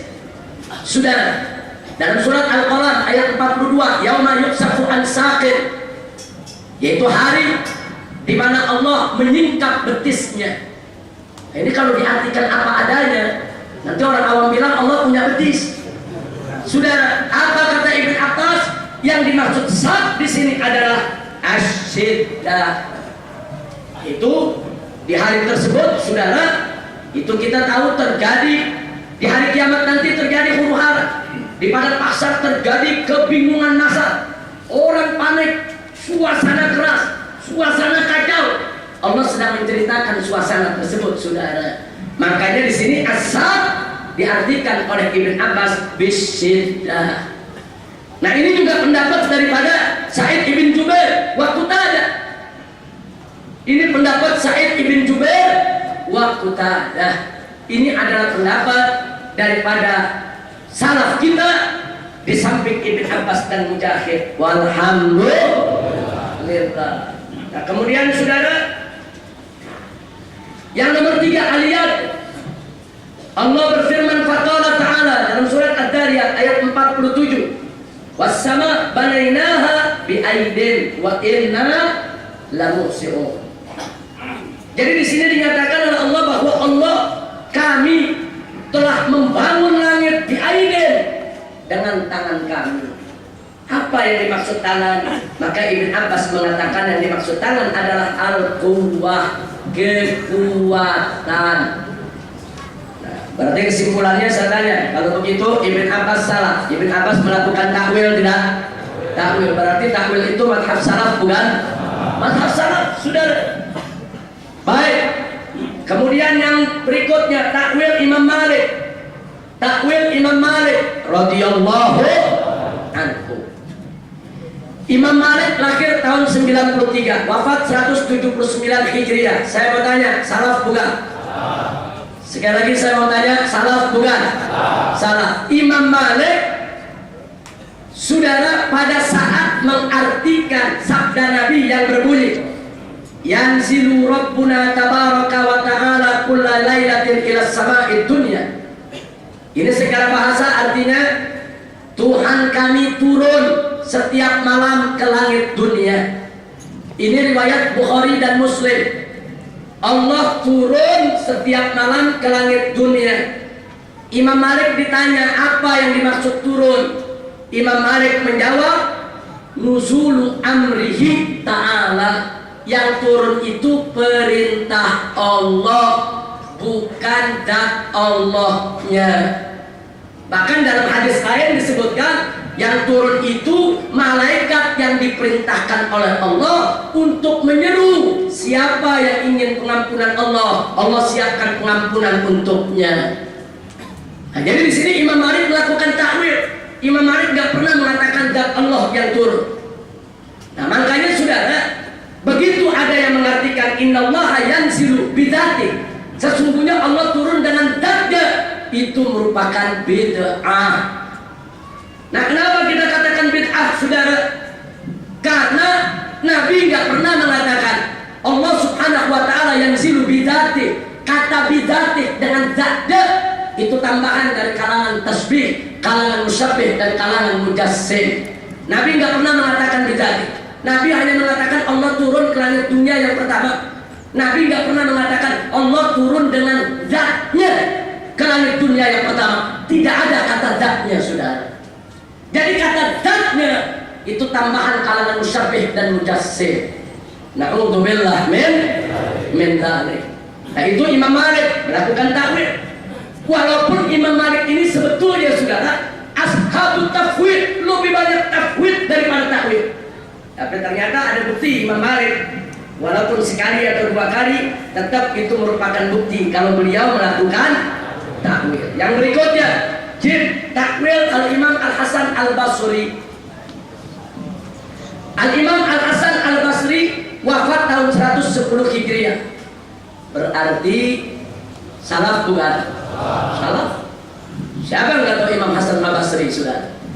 Nah, ada hadis mengatakan hatta yadu al-jabbar fiha qadamahu, sehingga al-jabbar yaitu Allah meletakkan di dalamnya, di sini neraka. Allah meletakkan di dalam neraka qadamahu, kakinya. Ini bagi orang awam bingung ini. Berarti kaki Allah masuk neraka. Jadi yang dimaksud kaki di sini apa?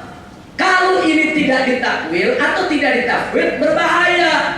Nanti orang awam berpikir Allah punya kaki dan kakinya dimasukkan neraka.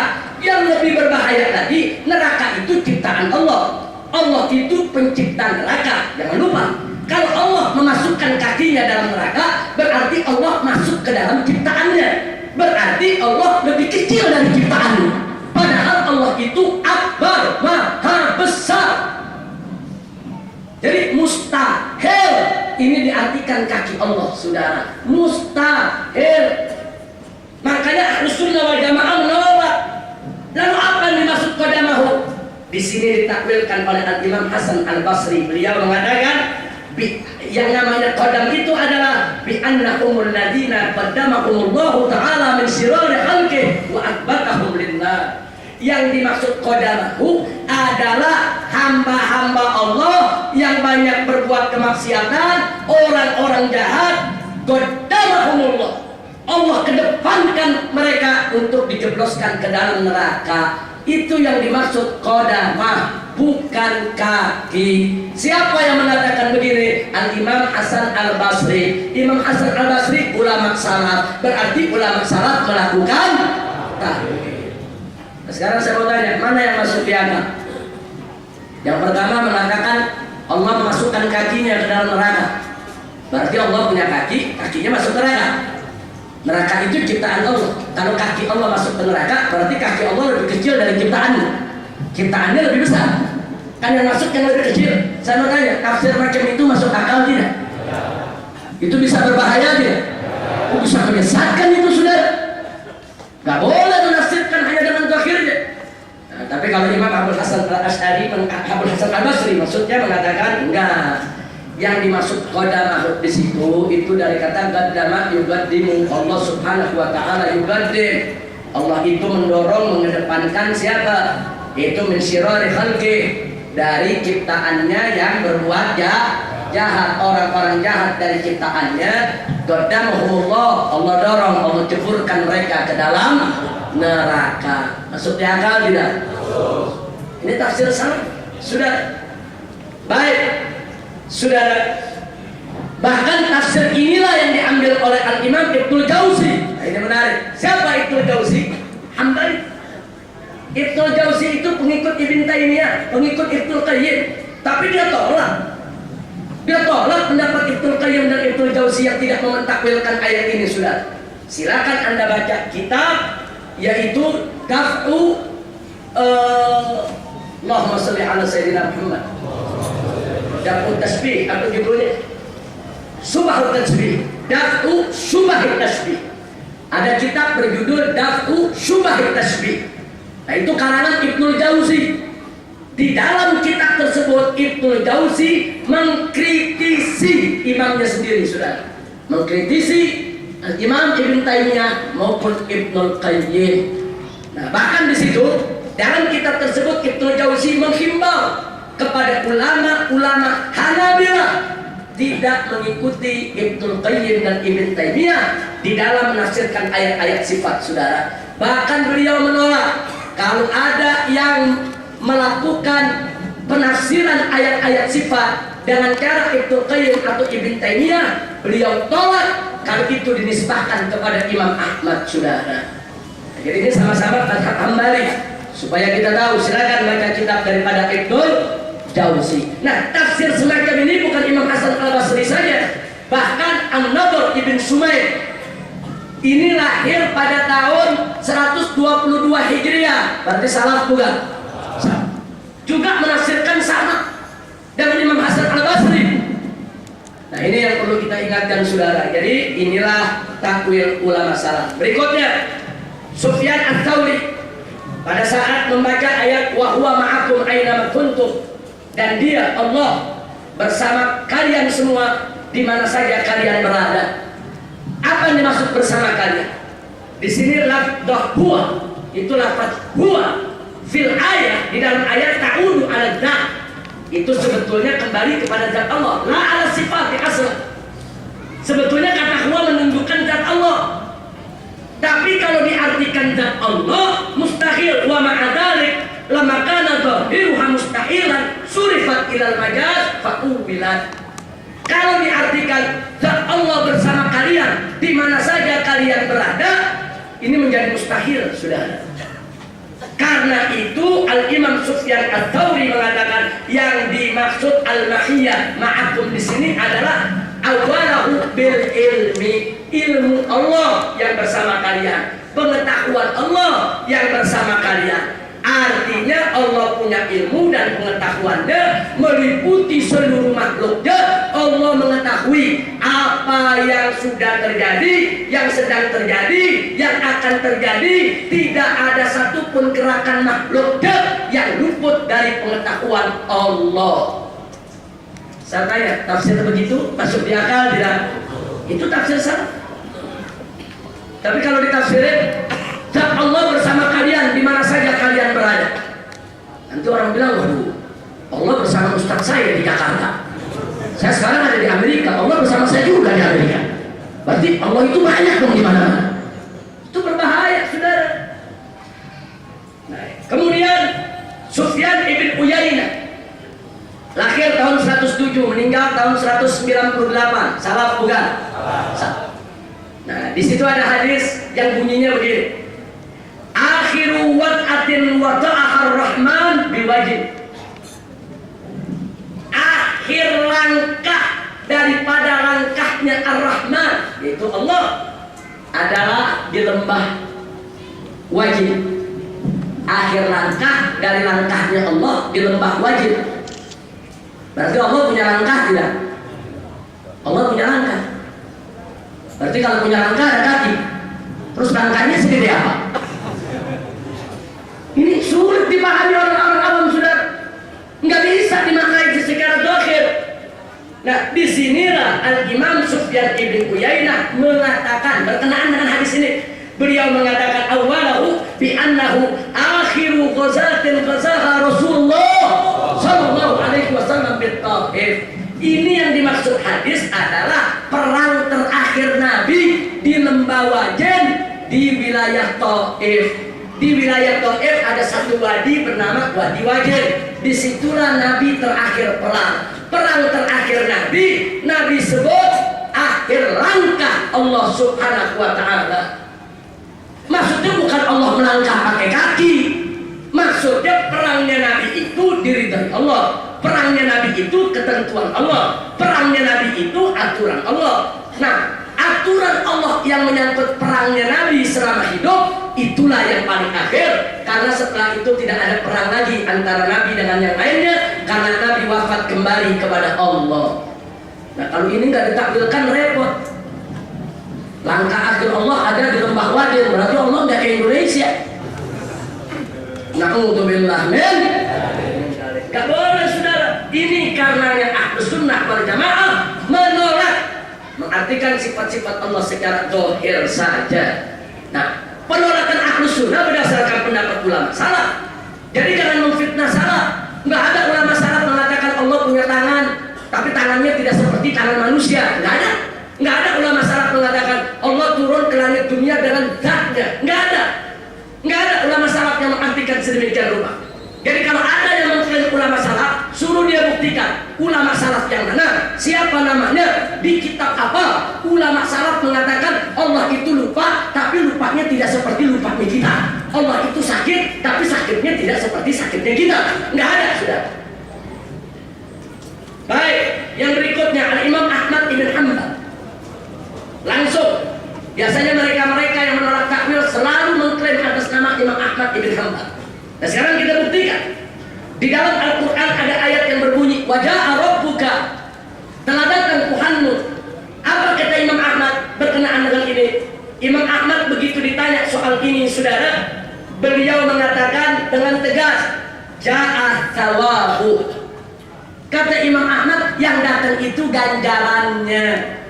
Allah memberikan ganjaran kepada mereka yang beriman, kepada mereka yang berbuat amal soleh.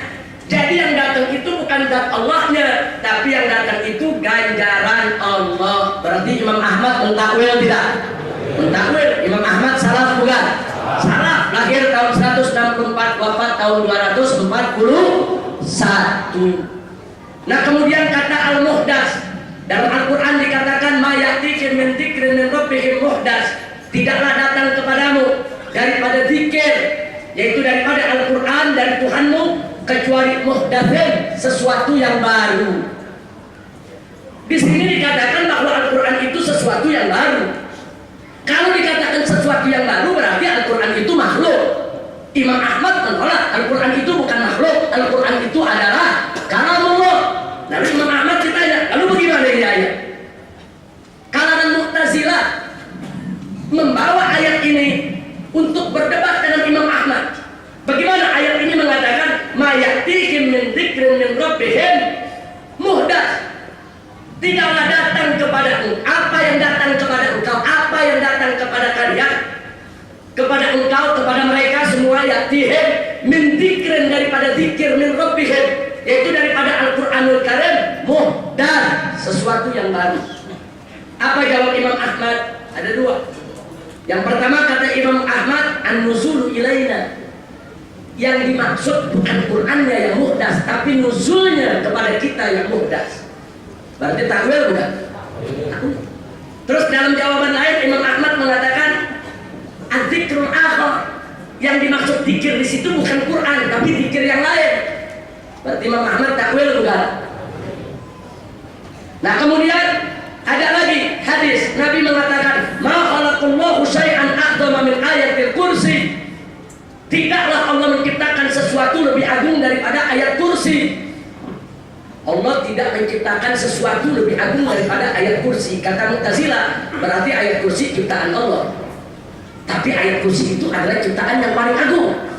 Imam Ahmad tolak, enggak. Terus orang-orang Mu'tazilah sodorkan ini hadis. Bagaimana hadis ini? Imam Ahmad mengatakan, saudara, bi annal khalqa waqi'un 'alal asya. Ghairul Qur'an la 'alal Qur'an. Jadi kata Imam Ahmad, yang khalaq di situ, kata menciptakan di situ, itu hanya mencakup asya, segala sesuatu ghairul Qur'an, yang bukan Al-Qur'an. Dan itu tidak mencakup Al-Quran. Maksudnya, khalaqallahu syai'an. Allah tidak menciptakan segala sesuatu. Ya, sesuatu di sini selain Quran. Selain Quran, semua ciptaan Allah.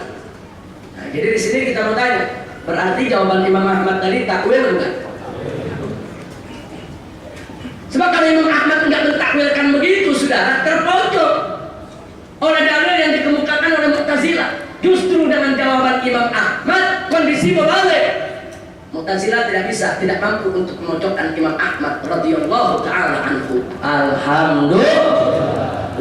Nah, sekarang takwil Imam Bukhari. Ada hadis menyatakan bahwa Allah yadhaku ahsanad dahr. Allah tertawa sebaik-baiknya tertawa. Ada hadis lagi riwayat Baihaqi, dhahika rabbukum al-lailata min fa'alikum. Bahwa Tuhan kalian berdua malam ini tertawa karena perbuatan kalian berdua. Yang namanya tertawa gimana?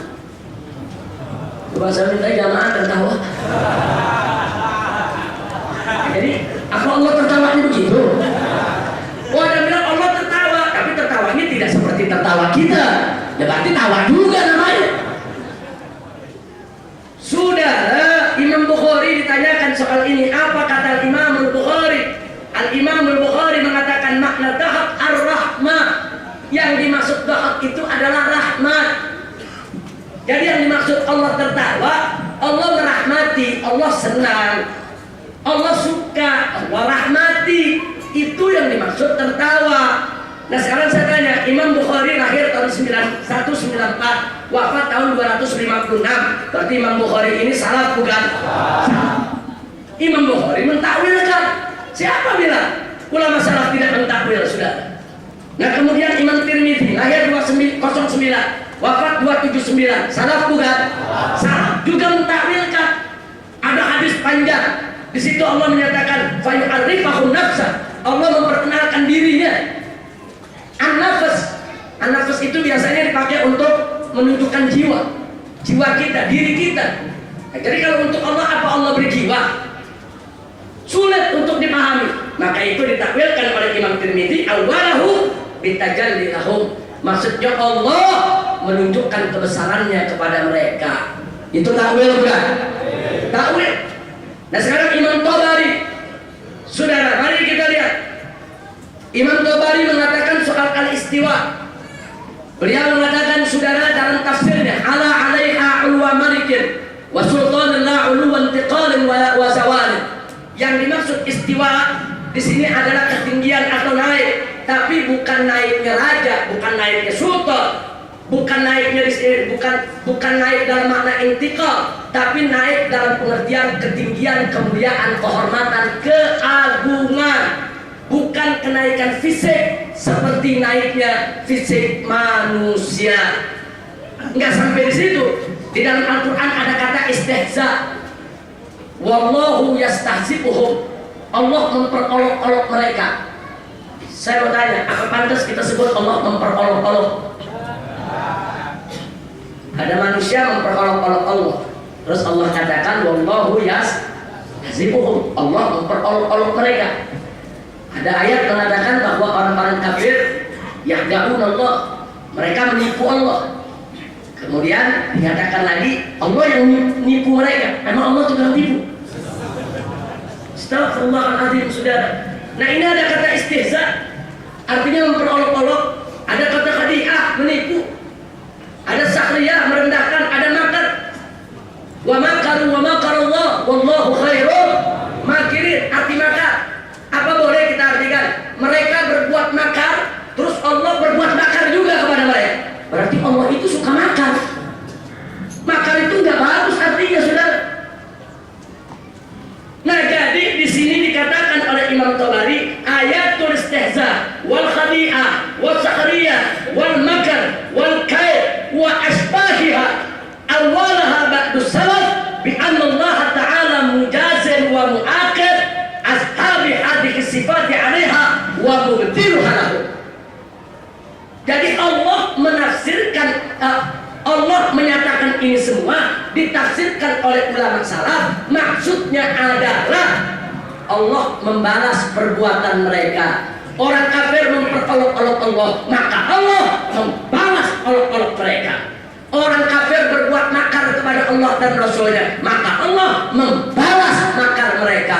Orang-orang kafir menghina Allah dan Rasulnya, maka Allah membalas hinaan mereka. Orang-orang kafir berusaha untuk menipu Allah, membohongi Allah, mendustai Allah, maka Allah membalas tipuan dan dusta mereka. Jadi Imam Tabari bilang kalau ada ayat begini artikan membalas. Wayam kurullah, wayam kuruna, wayam kurullah. Mereka berbuat makar, Allah membalas makar mereka. Wallahu khairul makirin, dan Allah sebaik-baiknya pembalas makar mereka.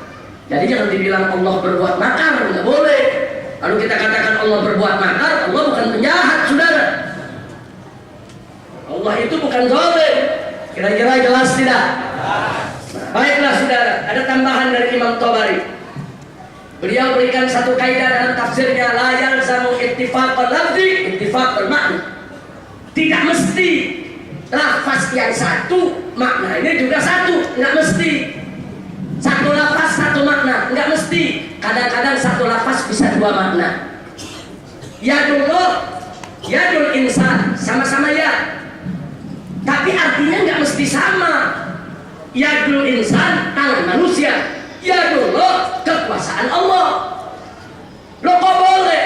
Memang bisa. Dan Allah gunakan itu dalam Al-Quran. Satu kata kadang-kadang dua makna. Buktinya, perhatikan dalam surat Asy-Syura ayat 40. Allah berfirman, wa jazaa'u sayyi'atin sayyi'atun. Jadi balasan kejahatan, kejahatan sepertinya. Jadi kalau orang berbuat jahat, dibalas oleh Allah kejahatan tersebut. Tapi jangan diartikan orang berbuat jahat nanti dijahatin sama Allah. Allah jahat tidak? Enggak boleh. Tapi ini ayat kembali. Wa jazaa'u sayyi'atin sayyi'atun mithluha. Saudara, jadi di sini dikatakan balasan suatu kejahatan adalah kejahatan seperti ini. Kalau dikatakan balasan kejahatan adalah kejahatan sepertinya, berarti kejahatan itu datang dari Allah, berarti Allah jahat sudah. Na'udzubillah min dzalik. Ada kalimatul kufur, enggak boleh. Maka itu di sini dikatakan oleh Imam Tabari apa? As-sayyi'atul ula maksiyah. Sayyi'ah yang pertama artinya maksiat. Tapi sayyi'ah yang kedua artinya adlun. Jadi kita tafsirkan balasan maksiat, balasan kejahatan adalah keadilan yang setimpal dengannya. Itu tafsirnya saudara. Nah, jadi ini namanya apa? Takwil. Nah kemudian yang berikutnya Allah menyatakan dalam Al-Quran, "Faman yahtadi 'alaikum fa'tadu 'alaihi." Barang siapa yang mengganggu kalian semua, ganggu mereka. Kalau kita artikan ganggu, berarti Allah suruh kita ganggu orang. Mustahil Allah yang Maha Suci menyuruh manusia untuk mengganggu manusia lain. Enggak boleh kita artikan mengganggu. Kalimat kedua, yang pertama, faman yahtadi 'alaikum, barang siapa yang mengganggu kamu sekalian, itu karena tidak di situ kedzaliman, zulm. Tapi yang kedua, fa'tadu 'alaihi, itu adil, artinya balas dengan adil gangguan mereka. Jadi nggak boleh kita artikan barang siapa yang ganggu kamu, ganggu lagi. Nanti dianggap Islam ini agama suka nyuruh mengganggu, sudah. Nggak begitu artinya. Nanti orang katakan, oh tuh baca ayat Quran, fa'tadu 'alaihi, Allah suruh ganggu orang lain. Allah bukan mengganggu, sudah. Sama-sama kata tidak, tapi beda dalam makna, sudah. Jadi jangan kaget. Kalau yadullah pakai ya, yadul insan pakai ya. Katanya sama, arti nggak mesti sama, saudara. Yadul insan tangan manusia, yadullah kekuasaan Allah. Alhamdulillah. Sekarang yang terakhir, Al-Imam Al-Asy'ari. Al-Imam Al-Asy'ari juga mentakwilkan kata ridha dan ghadab. Kata ridha, kata Imam Asy'ari adalah iradatullah li na'imil ibad. Jadi kehendak Allah untuk memberi nikmat kepada hambanya, itu yang disebut ridha. Kata ghadab itu maksudnya kehendak Allah untuk menghadap hambanya yang durhaka. Jadi kata ghadab jangan diartikan marah seperti marahnya kita. Kita kalau sebut marah bagaimana? Muka macam, otak merah, suara ngebentak, itu marah. Apa begitu marahnya Allah? Tidak. Marahnya Allah adalah kehendak Allah untuk menyiksa hambanya yang durhaka. Ini takwil dari Al-Imam Abul Hasan Al-Asy'ari. Nah kemudian saudara, ada satu kaidah dari Imam Abul Hasan Al-Asy'ari. Jawazu itlaqi wasfin ala syai'in ma laysa hadal wasf aslan fi sifati hadal syai'. Jadi Asy'ari mengatakan, saudara, tidak mungkin memberikan sifat kepada sesuatu yang sesuatu itu tidak memiliki sifat tersebut.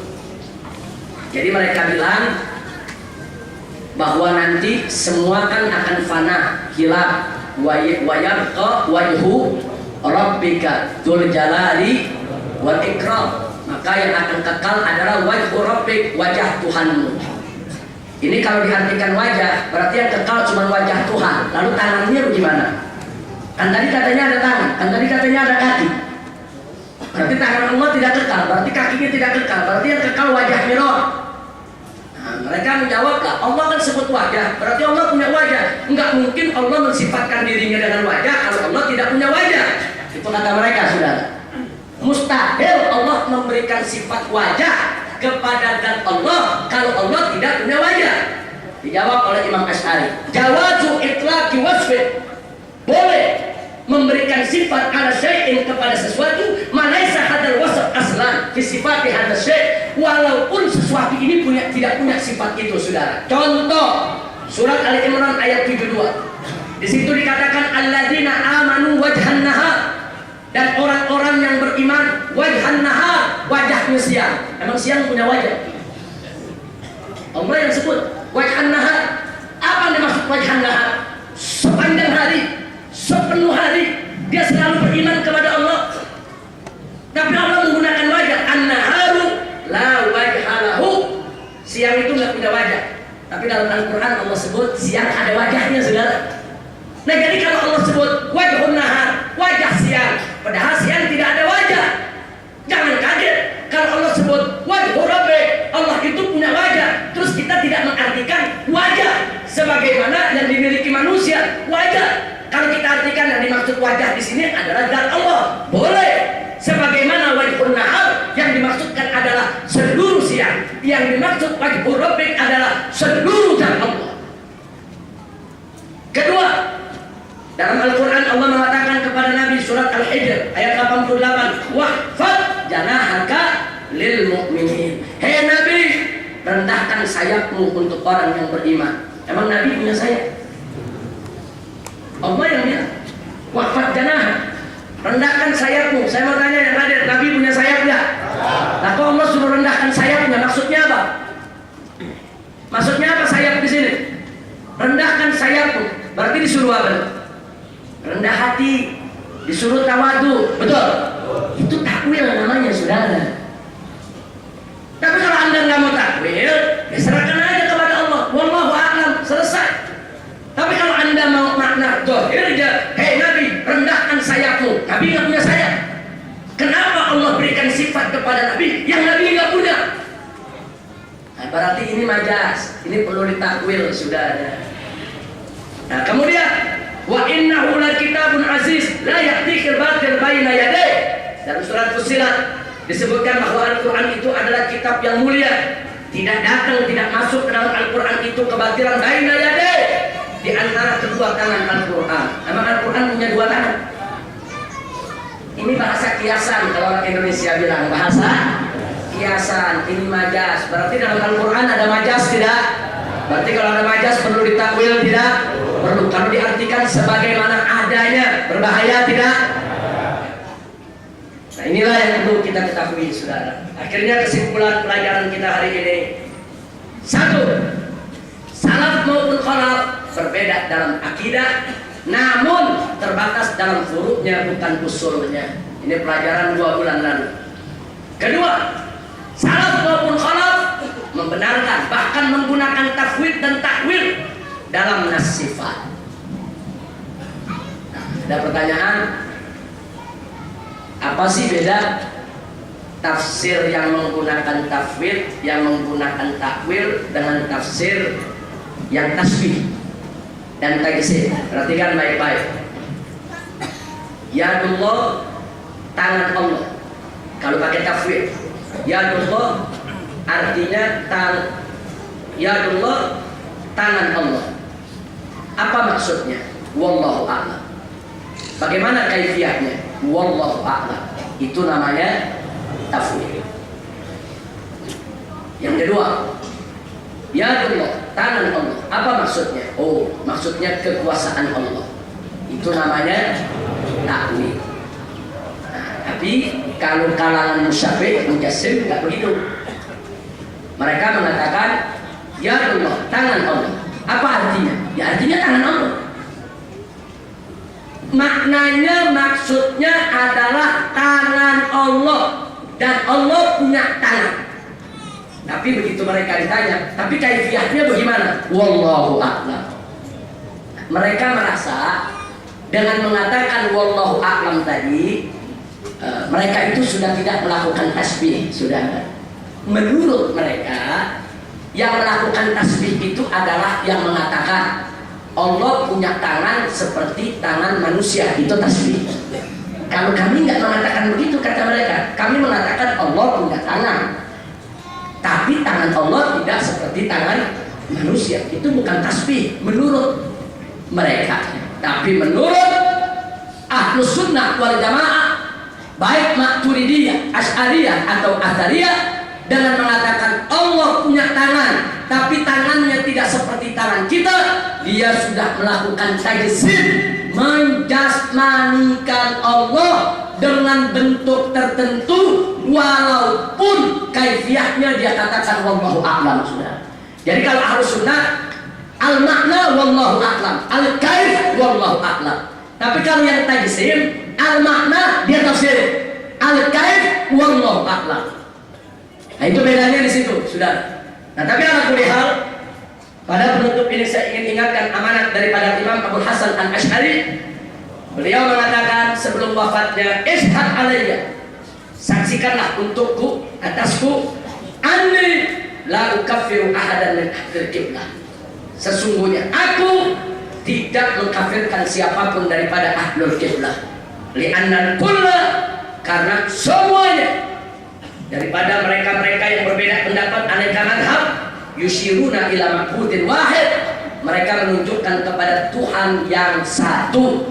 Wa innama hadza kulluhu, sesungguhnya semua ini ikhtilaful ibarat, hanya merupakan perbedaan di dalam pengungkapan pemikirannya. Bagaimana cara mereka mengungkapkan pendapat dan pemikirannya, mereka berbeda-beda di dalam memberi ibarat. Tapi sebetulnya tujuan mereka satu, untuk mensucikan Allah, untuk tanzih untuk Allah. Mereka hanya berbeda-beda dalam ibarat. Tidak boleh kita saling mengkafirkan.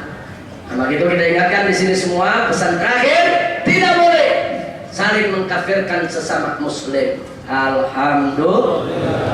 Nah, itulah pelajaran kita pada hari ini.